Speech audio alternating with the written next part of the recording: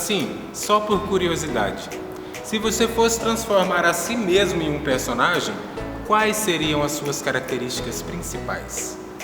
Existem relatos científicos que remontam a relação do ser humano com as máscaras ao tempo em que a humanidade começou a querer dar um porquê para tudo. As máscaras, na maioria das vezes, eram usadas para representar algo ou alguma figura que era de muita importância para uma comunidade, mas que a forma física do ser humano não seria capaz de expressar.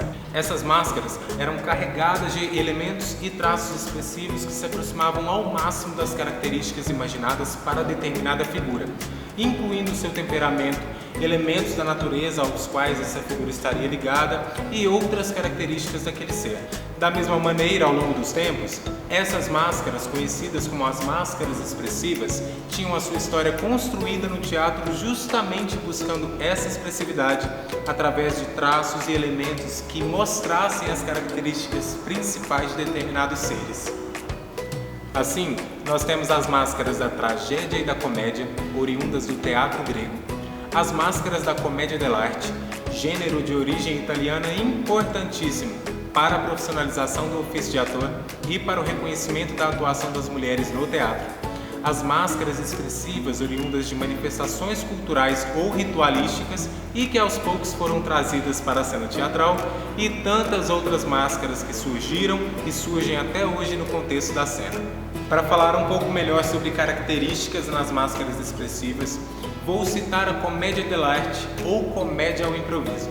Esse gênero teatral surgiu por volta do século XVI na Itália e se disseminou pela Europa até meados do século XVIII, quando começou a viver um período de silêncio e, de certa forma, desapareceu do contexto teatral.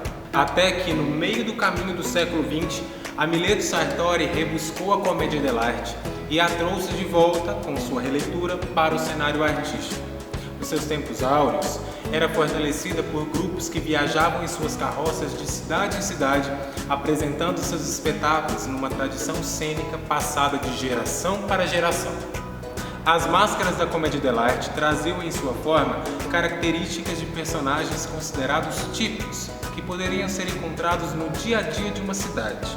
Como, por exemplo, Arlequino, o servo estabanado, esfomeado e fácil de ser passado para trás. Brighella, o servo espertalhão, oportunista e melindroso. Pantalone, o patrão avarento, mesquinho e cobiçador. E tantas outras figuras que compuseram e compõem até hoje o naipe de máscaras da comédia dell'arte. Eu vim de lá, eu vim de lá, eu vim de lá, de longe, para contar a história da comédia dell'arte. Muito se fala em Arlequino. Muito se fala em Brighella. Muito se fala em Pantalone. Mas falar é uma coisa que, quando raso, nada diz. E eu estou aqui para dizer o que não foi dito e expor a grande verdade. Grande porque é maior que qualquer outra, e verdadeira porque não é falsa, já que a história não me deixa mentir. Eu estava lá. Eu estava lá. Doutor estava lá quando tudo começou. Digo que estava porque o tempo não para e lá eu não estou mais. Apesar de que sempre estarei, porque a memória é eterna quando viva nos corações daquelas pessoas a quem admiramos. Chega! Tá bom, nós já entendemos que você é o doutor e falador, verborrágico, que dá voltas e voltas, mas que no final das contas acaba dizendo coisas que fazem sentido. Podemos experimentar um pouco dessa aventura da construção de personagens, começando com a observação. Mas antes de observar o outro, talvez seja interessante observar a nós mesmos. Você pode começar a reparar na maneira como se movimenta, se comunica, se relaciona com os objetos e espaços do seu cotidiano.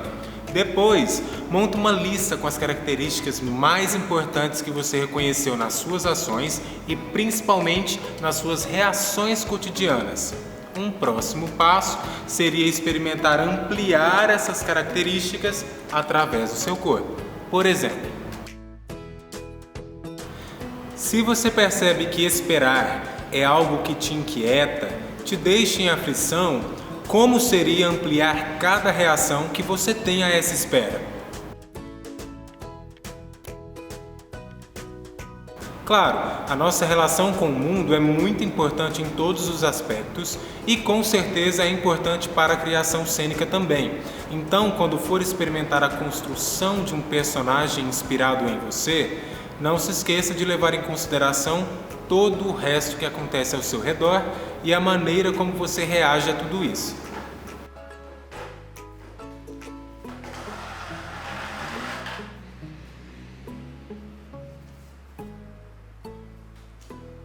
A gente sempre cita exemplos europeus de estudo e trabalho com as máscaras, mas é preciso lembrar que no Brasil também temos preciosidades dessa linguagem teatral. Em Campinas, São Paulo, Tiche Viana e Ézio Magalhães desenvolvem pesquisa e trabalhos de atuação com máscaras no Barracão Teatro desde 1998. Vale a pena pesquisar um pouco mais do trabalho do Ézio e da Tiche, pesquisar as redes sociais do grupo, assim como as oficinas, pesquisas e apresentações cênicas realizadas pelo grupo e por seus parceiros.